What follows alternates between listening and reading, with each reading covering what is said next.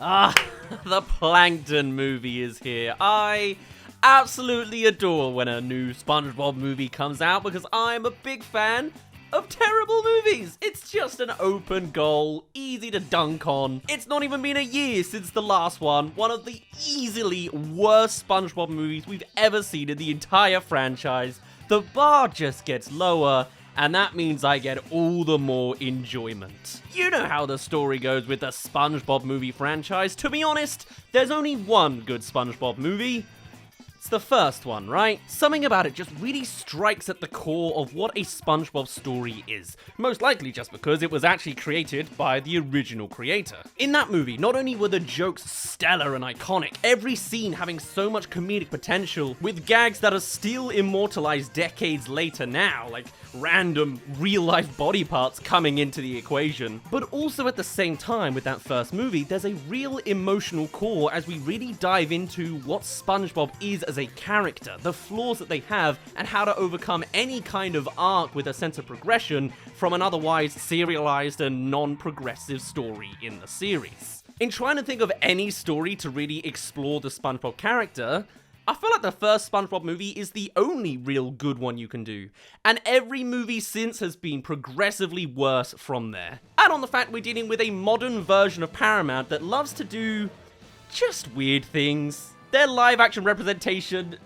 really has a strange tone that personally does not jive with me, even when Paramount do a live-action thing for a franchise that is doing well right now. I'm gonna admit, I don't think it's very good either. It's not even good there, I'll be honest. Not in my opinion, anyway. And over the years, we've seen the SpongeBob movies become more and more live-action focused, culminating in the Sandy Cheeks movie, just the worst of the bunch. And now, not even 12 months later, Plankton the movie exists. Of course it does. The next extension of let's pick a side character to make a movie out of, and look at the damn thing. The visuals behind this movie are somehow cheaper than last time. It is a real noticeable downgrade in the visual artful craft of what the SpongeBob franchise used to be. But hey, it's 3D, not 2D, so that's a plus. Now, with this just being a few months after Sandy Cheeks, technically, I mean, it also was leaked a year ago, so it's kind of the same-esque time period. You would expect it would have many of the same tropes of just the worst SpongeBob movie we've seen so far. And to me, one of the most egregious things is the obvious problem with making a side character movie in whatever the hell do you do with SpongeBob. In the Sandy Cheeks movie, he becomes the painful comic relief character that has all pain inflicted upon him because Squidward's not in the picture, and Plankton is usually otherwise the pain guy. In this one, there's at least more opportunities in the sense that Plankton is the guy that gets all the pain humor. So what does SpongeBob get delegated to? Well, I'll tell you what. It's different from the Sandy Cheeks movie. See, the plot of Plankton the movie isn't necessarily just showing Plankton's side of a SpongeBob story. No, it's actually the matter of he goes through the usual routine of being evil and not doing very well, just getting that serialized standard routine of the episodes from the TV series. And then, in failing after 25 years, the SpongeBob movies love to be so distant future for some reason, Karen then gets the focus being the big bad, actually going off with their own plan after being dismissed by Plankton for so many years. What follows is then a plot of Plankton trying to get back Karen with the help of SpongeBob on the side as a real overhead apocalypse takes place above Bikini Bottom, Karen becoming a giant robotic titan, essentially. All the while, as Plankton is going through this, he is telling us the origin story between himself and Karen. Now, obviously with SpongeBob going on as long as it has, this backstory already exists, or at least backstories with all sorts of other characters, namely Plankton and Mr. Krabs, and this movie does 100% right over that. Is that a problem? Yes, it kind of is expected after going on so long. It's the same thing of how Homer Simpson now is brought up from the 90s, when he clearly was a dad in the 90s. We saw that for ourselves. Well, I was like -1, but sure. But the idea of doing an origin story for Plankton as we go along on this adventure, I don't entirely hate. And the gimmick for SpongeBob through this whole thing is he essentially wants to play psychiatrist. In the plot, he's been reading a psychiatry book, is deciding to cosplay as, I assume, Sigmund Freud or something, and the whole time is asking for Plankton's backstory in order to psychoanalyze him and work out what's the core of his problems. And that I think really works for him. Going back to the first SpongeBob movie, some of the things I really liked in some of the representations of SpongeBob as a character is he would go on to roleplay and then just be fully immersed in that roleplay. And this is exactly the same here. He's not delegated to a weird side character doing goofy things to a point that goes out of his character limits. He does do the quirky things, he keeps shape-shifting and doing his stuff, but he's always coming back to helping Plankton as an aide and not doing it correctly, because he's an idiot. And that's correct, I would say. All the while with Plankton as your main character, he has more room as a protagonist to tell more comedic lines and dialogue and play around with the meta of the movie. The very opening is him saying, hey, come on, come a little bit closer, come a little bit closer, I see you, come a little bit closer, there I am. It does then go into some more cliche punchlines, like the camera hitting him in the face going too close. I think it might even be something we've seen in SpongeBob before, but it is so refreshingly on brand for how a SpongeBob story should go, to me. In fact, a lot of the jokes in this movie, I think, absolutely stick the landing. And more so than that, the tone is there. You know how I said earlier that in the first SpongeBob movie, they have a brief shot of real fleshy live action hands as a tiny little gag, and I absolutely adore that direction of jokes? It appears again in the Plankton movie a couple of times. Maybe they milk it, fair enough, but it works. There's a shot of Plankton at a giant piano playing. This is also a musical. The SpongeBob movies are musicals. I constantly forget that. And clearly you're thinking to yourself, how the hell is Plankton playing a giant piano? It slowly turns around and you see he's at a tiny piano on the piano, and then it just cuts to giant green hands, human, playing the piano. I adore that. That is a core 2004 style SpongeBob joke told successfully 20 years later.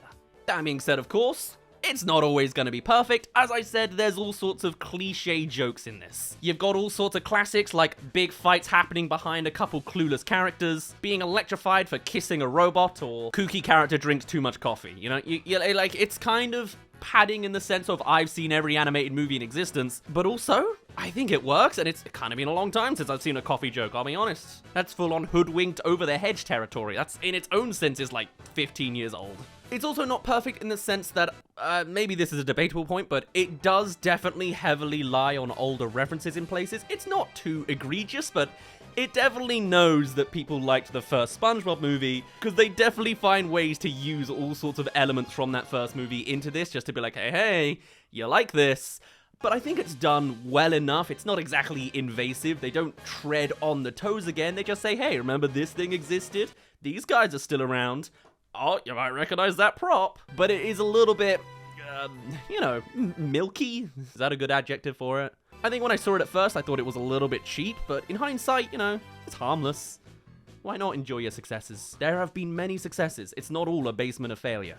Hey there, they can make it into the halfway mark of this video. Come along and subscribe if you haven't already. We're gonna do new animated reviews as they come out. All of them. Netflix, Pixar, DreamWorks, Sony, and apparently SpongeBob too. Anyway, back to the second half of our review on Plankton, the movie. More so than that, whilst the jokes are there, the character protagonist works, and even SpongeBob's role in this movie does a decent job, and there's this origin story in the back end, which, by the way, they use to showcase some more artistic styles. It's nice. It's funny that the main thing looks so cheap and 3D and bland and flat, but in the flashbacks, we get a nice black and white Fleischer-esque 2D animation, and in some imaginative parts, we see Plankton in another 2D scape that looks genuinely good.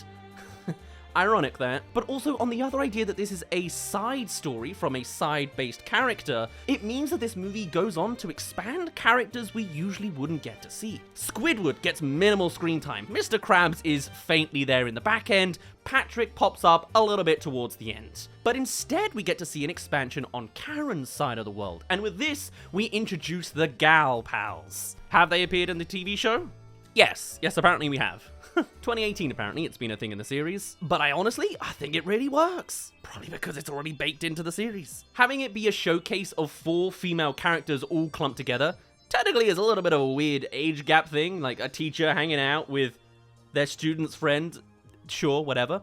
But it does explore into new territory that I otherwise haven't seen from the movies, and I think is really nice and refreshing. It opens up to some relatively simple ideas in certain places. The main action sequence for all of them essentially is a pillow fight. but I'm sure that's innocent enough, and then adds another layer, especially putting that in a plotline against Plankton, the man who has no sense of empathy or thought to apologizing to wronging someone in their relationship, is a really good core theme to shove in because it's the exact opposite and conflict that would be most fitting to this new protagonist. He's antagonistic in nature, so being addressed with having to do something emotional is exactly on point of a direction for a story on this. Other expansions we get is a basement area for the gal pals, as well as the university that Plankton and Karen apparently went to. Also Karen being a potato calculator back in the day. Makes sense. I love that stuff. And all through watching this movie, I was waiting for the moment when the characters would really breach out and do something uncharacteristic. It's weird doing a